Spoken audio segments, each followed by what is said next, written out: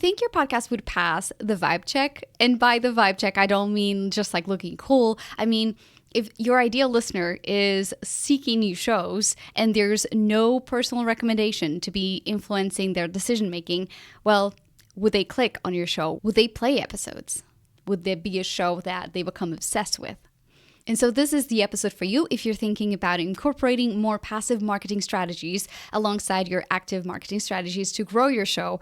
And so I'm Anna Xavier. I'm the founder of the Podcast Space. In this show, I teach you about sustainable ways to grow your podcast, to stand out from the crowd so that you attract the right listeners for your show and you become the go-to authority in the online space. I know we say that don't judge a book by its cover, but we kind of judge.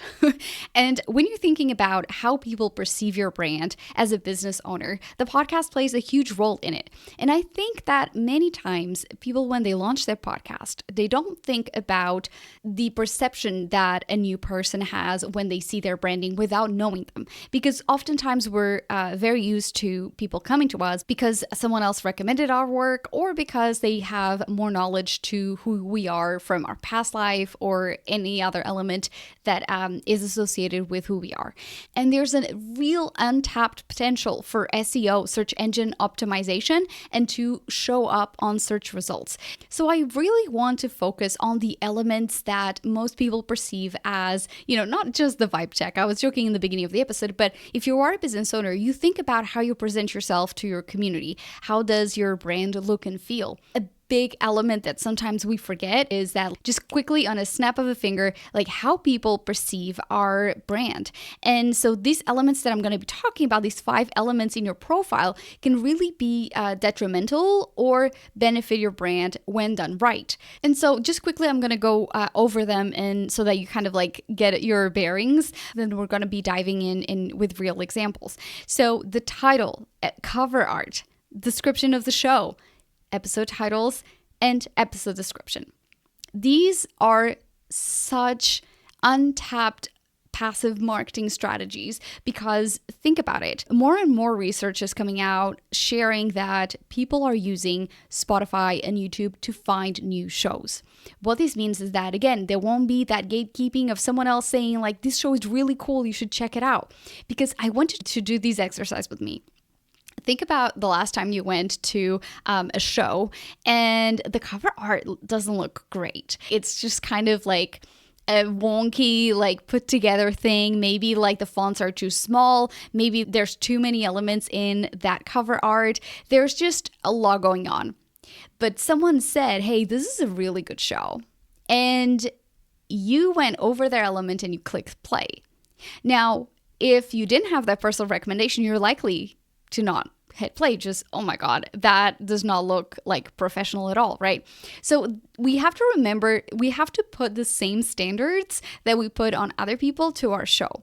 And it's sometimes hard because when we are creating a show, it feels that either like we're creating the most awesome thing ever or that we just feel like that will do for now and then we'll move on. And we completely forget about it, right? So the title is something that's important. And I have created episodes based on every single one of these elements that I've deep dived either on solos or on interviews, which I will include in the show notes. So you don't have to listen to all of that. You can make it on your own time. But thinking about the title, I see a lot of podcasts these days just replicating the formula of the most popular shows. Maybe they're celebrities or maybe they're hosts that have been in the business for a while.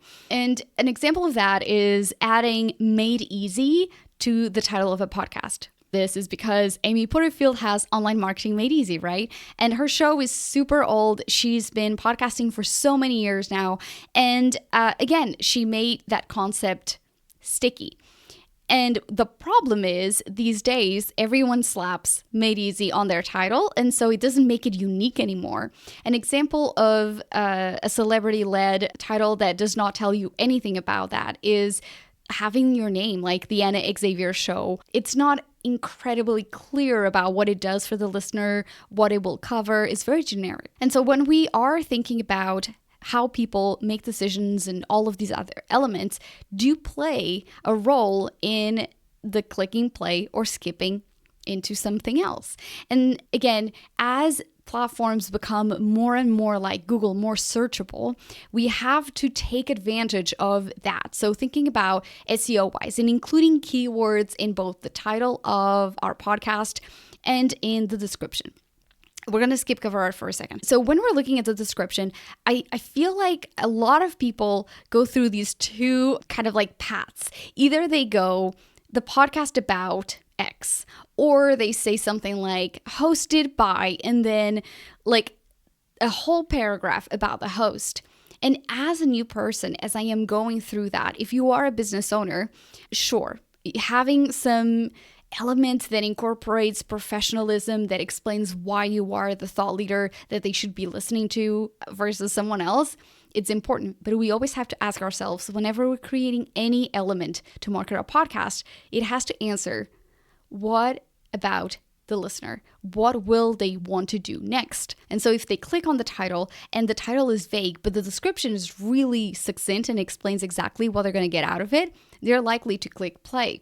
But if the description is just 2 lines and it's like conversations about life, I'm not likely to click on that, right? So we have to always think about what's in it for them, what's in it for the listener. Why should they click? Why should they listen?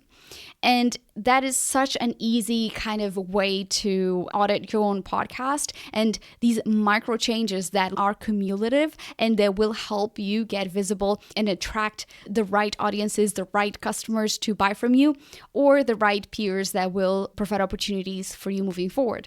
So let's look quickly at the cover art. I have a great episode with my friend Yesenia Bocanegra about cover art and best practices, because she used to be a photographer, so she's even talking about poses and everything that you need to consider and props. It was such a great episode. But when we're looking at cover art, the biggest mistakes that I see are font size. And so thinking about how our users are likely using their phone, right? Having everything super, super small and putting your face super big is not going to do anything for me. I want to know, again, why should I click? Why should I listen? So making sure that it's very clear and it's accessible. And by the way, Canva has a feature that if you click on it, it will tell you if it is accessible or not. So if the contrast is good, if the font size is big enough. So it will really help you stick to those best practices. And again, I can include as well on the show notes the links to Apple Podcast Best Recommended Tools, and Canva has so many awesome covers. But a good exercise here that I always tell, and I did that for my own. You may have noticed that the podcast space has a new cover art. So what I did was I went to Apple and Spotify's top shows. And something that I thought was really interesting, and as a business owner, this is incredibly dangerous. Like a clear example of this was Alex Hormozi's show. So because he is now a public figure, now there are podcasts that are almost like, you know, like it's not like fan art, but I think that those podcasts are not owned by Alex Hormozi. And so there's a plethora of people who are duplicating the content or duplicating his likeness to then get downloads. And I don't know, I'm just like, this is me just like spinning out a little bit right now. But thinking about how celebrities are on a different level than we are as business owners and thought leaders. Yeah. Literally do these exercise. Search for your favorite celebrity. If they're big enough, there are likely multiple podcasts with their face on it because someone decided to duplicate it. So it's important to make sure that we look and feel like a professional brand that people want to do business with. The idea is you don't need to be perfect, but it needs to look like high level. And so what are the characteristics when you're looking on the feed of the top performing shows? What fonts are they using? What style? What colors? Again, you don't want to like blend in, but you also want to make sure that if you're putting your podcast cover against some of these high performing top chart podcasts, how do they differ, right? So let's start with that and just try to copy some of those elements, because that's actually what I did on mine. I noticed that there was like big prominence on the face, but the name of the podcast was really on the top half of the cover art. So I used that. So if you don't know what I'm talking about, just look at the podcast cover art on this episode. All right, episode titles. I have an episode that I'm breaking down exactly about the importance of titles in discoverability, in SEO, and how it makes people click. Because I've seen podcasts that have a title that is just basically the name of the person. So imagine literally going through a podcast and it says Anna Xavier, Yesenia Bocanegra, Simona Costantini. Like, who are these people? And actually, I know one podcast that is doing that, and it's a bigger podcast. It's a very niche podcast. If you don't know anyone in the industry, it's not going to like give you any feelings about what you should click or not. So just make sure that you're not choosing just the person's name, because they're not going to be getting you any more clicks, any more plays. So instead, let's focus on saying the things that are going to make the person super interested in learning more about that episode. That's how we get more downloads. And so when we're thinking about the words that we're choosing, it's so important to make sure that if we are a podcast, for instance, about like positivity, that our titles of the episodes, they're not negative, or they're just still on brand, right? Because it's going to repel a listener who is excited to learn about our brand and just sees that all of the titles are kind of misaligned with the strategy of the rest of the show. And now we're quickly moving into episode description. This is, I understand why people don't have a description strategy. So a lot of times when you go into people's podcasts, all you have is like, in this episode. And again, I have another episode. Basically, I have an episode that drills down into every single one of these elements on why it matters to create a better, more thoughtful strategy for every single one of these and the pros and cons. But really, episode description, I think, are just key to help you get more visibility on Google, because Google does use the content within podcast platforms. And if you have a website, you should have a website and your podcast should be there. But it really helps people understand what you stand for and what the benefits are of listening for that one episode. And it's one overlooked element, because if you had to research, record, edit, publish the episode, at times the description is what you just do last. And so you go, in this episode, I'm talking about blah, blah, blah. Or worse, your whole 3 lines of episode description are just pre-templated like links and stuff.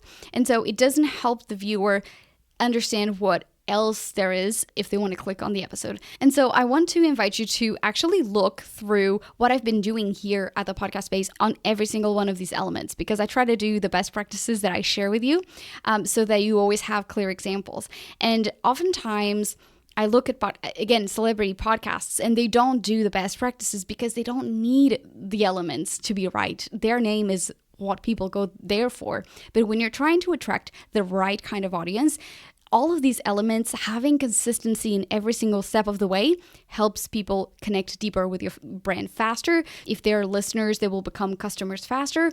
And when I'm thinking about the episode description, you want to help Google understand what your brand stands for and drive more people to your podcast platforms, right? And so if you have one line that does not include the keywords in the things that you're talking about, you're going to struggle. And there's no excuse, because today we have so many AI-powered everything that if you're still writing your descriptions by hand and not like using a smart template to get those episodes out of the way, then you're doing things wrong. And you don't need to, have involvement in every step of the way. Some of these things can be done by AI.